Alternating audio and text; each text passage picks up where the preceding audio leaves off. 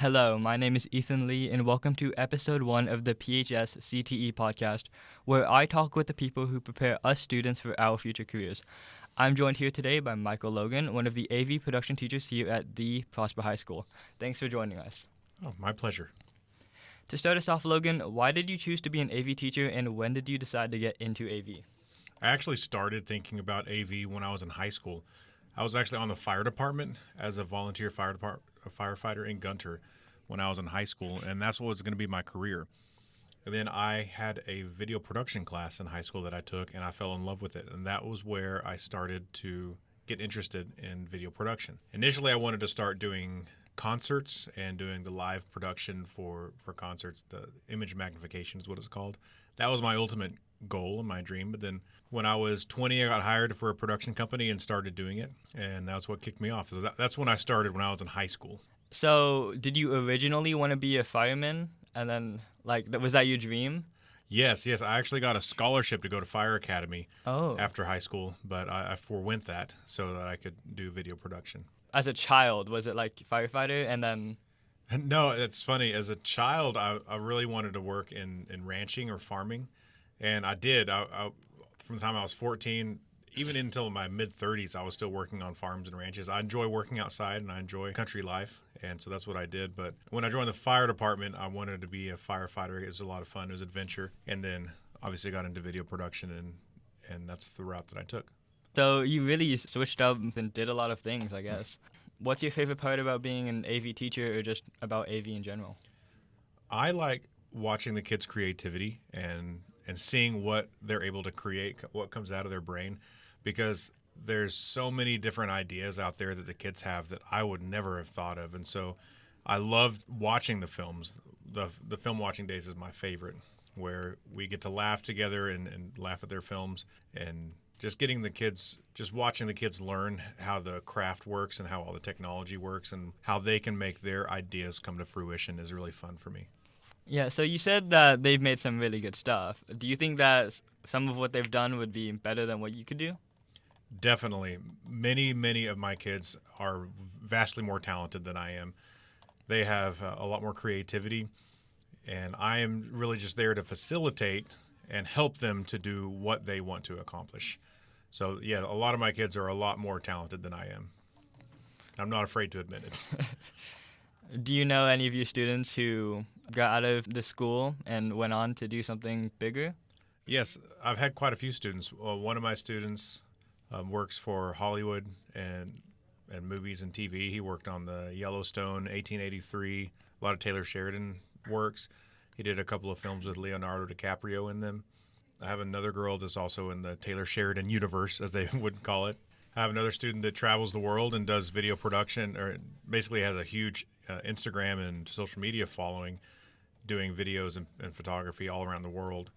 I have a handful of kids that have gone into sports, and a former student that works for the Rangers, another guy who works for the Dallas Stars.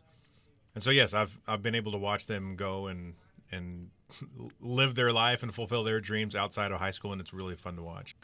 Do you always want to be a teacher who helps them grow, for a long time? Oh, yeah, I totally see myself doing that. Now, to go back to my origin story, as it were, I started, when I was 20, I got hired for a production company and started touring.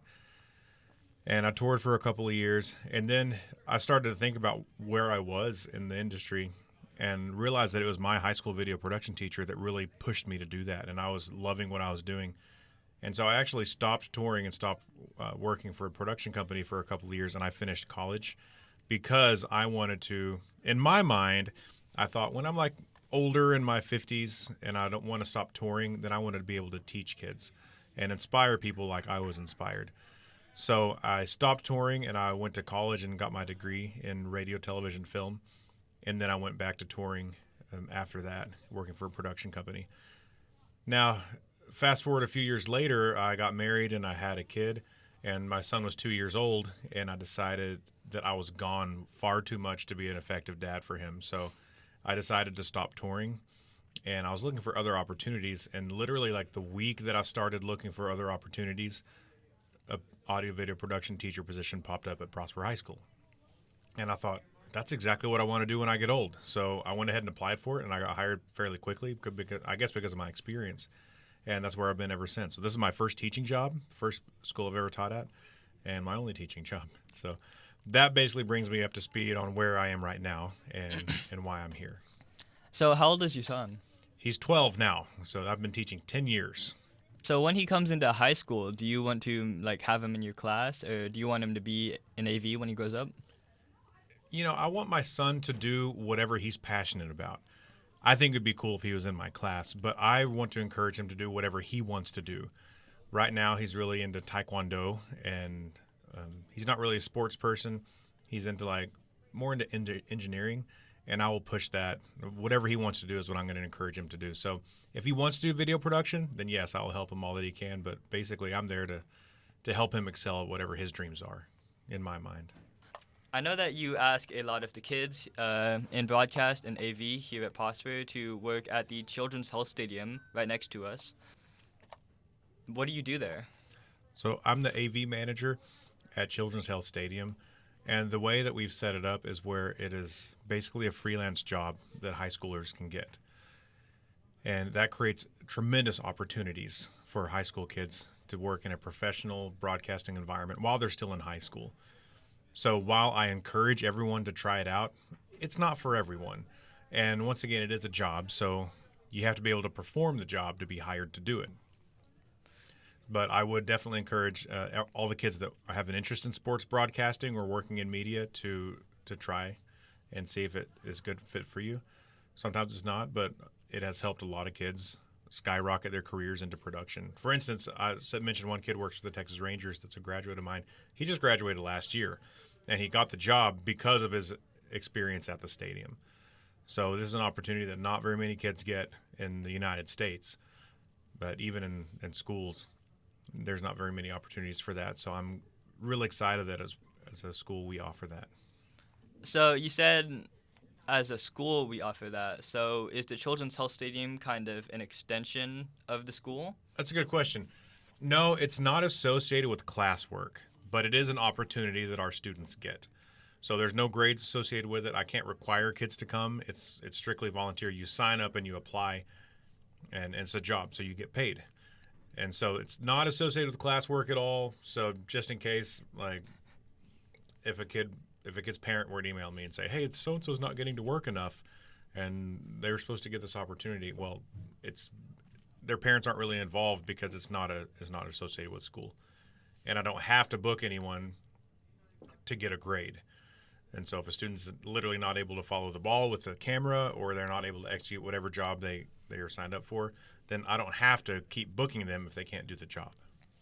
So you said for them to get the job, or for them to do the job, they have to perform well. How would you screen them into getting the job, to making sure they have the ability? Well, what my process is we require them to have at least 1 year in a broadcast or video production class already.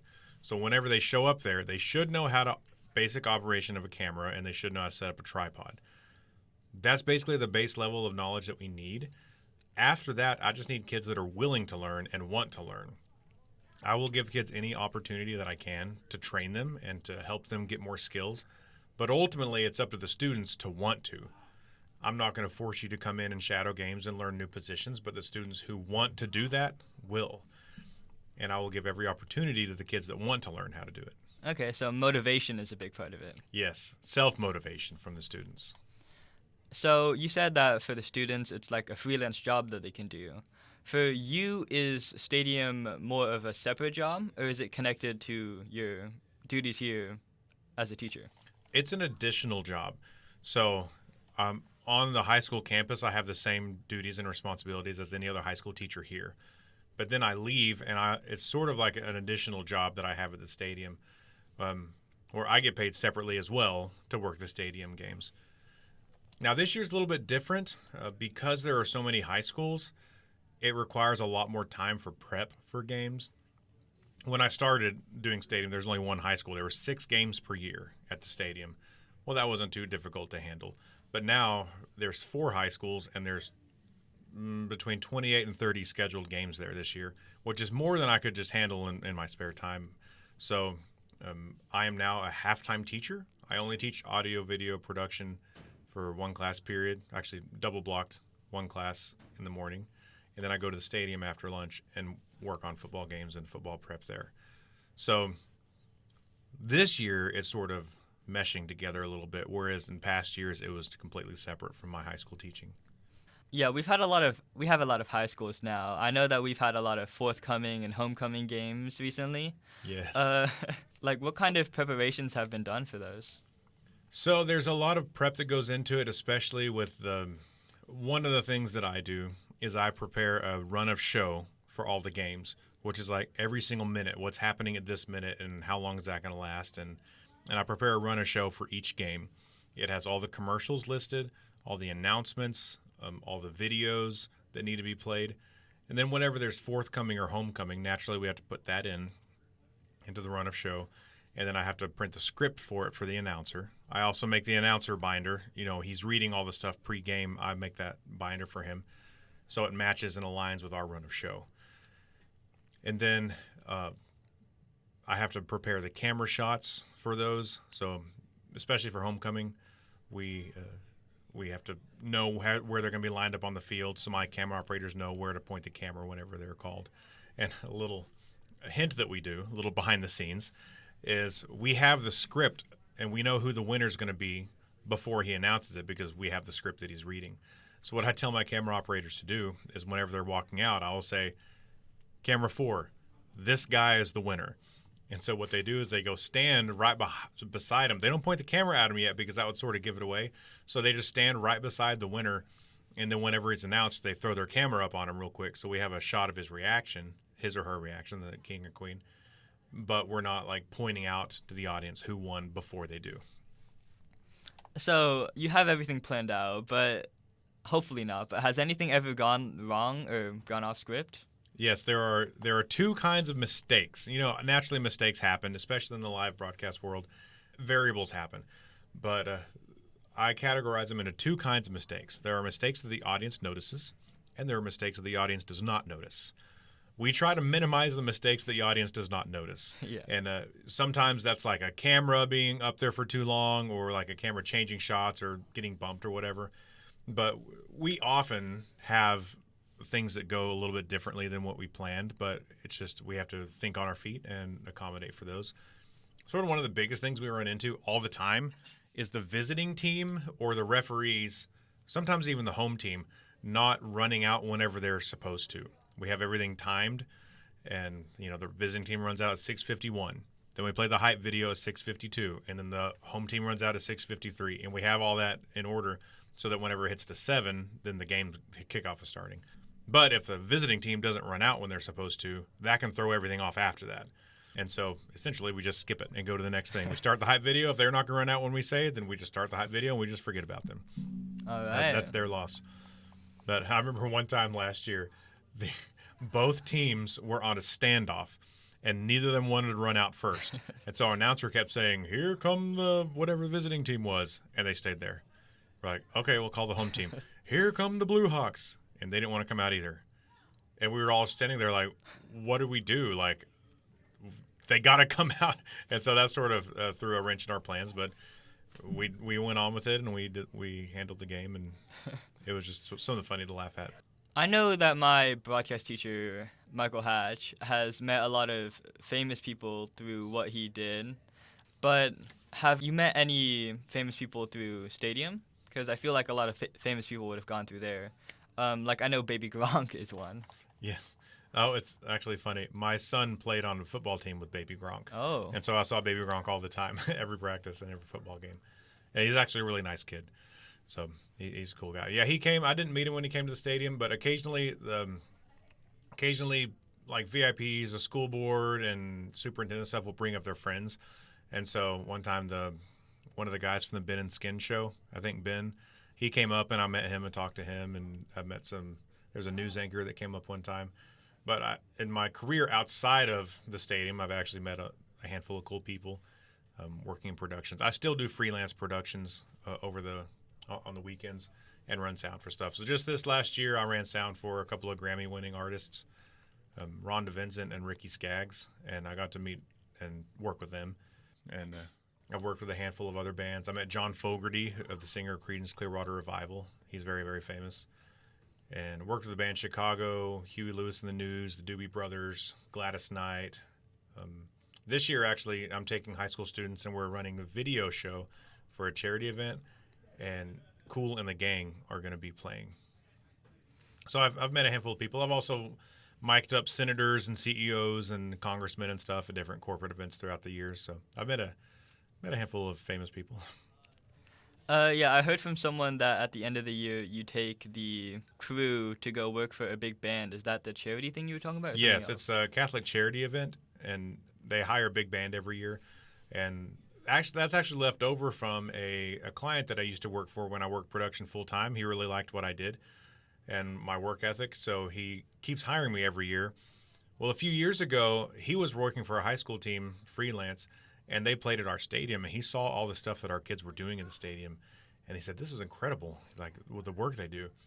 And he said, "Now for the Catholic Charities event, I was going to hire freelance camera operators, but do you think your kids could handle it?" And I was like, "Absolutely, they can handle it." And so since then, he's been hiring me and my students to run the show instead of hiring professionals, and it's been great. And so my students have been working on this with me for the past 4 years.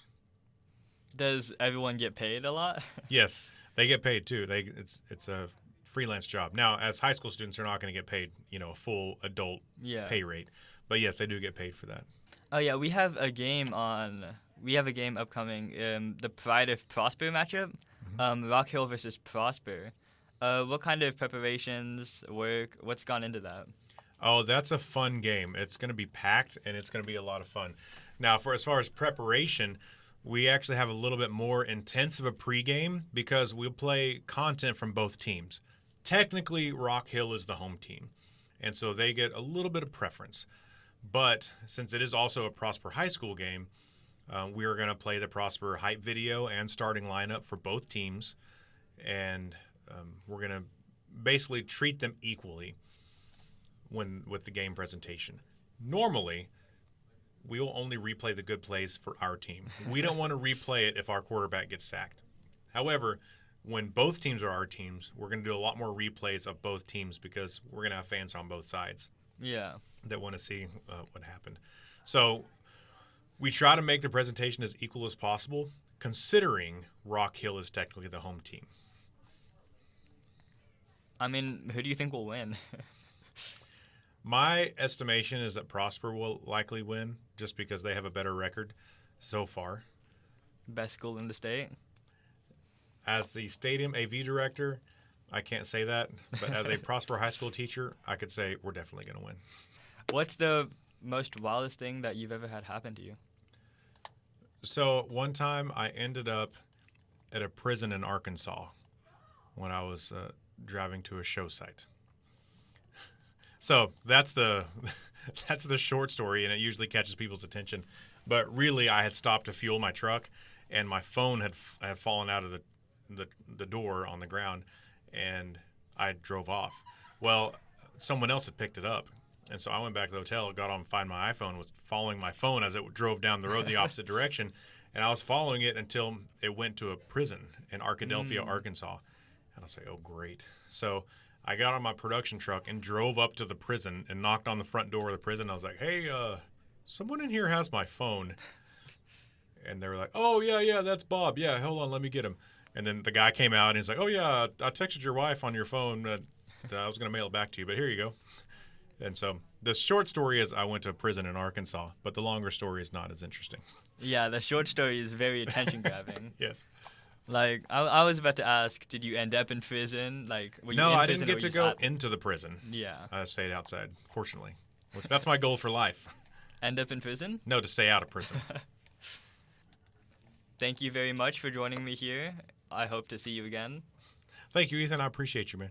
Have a nice day, and go Eagles. Go Eagles.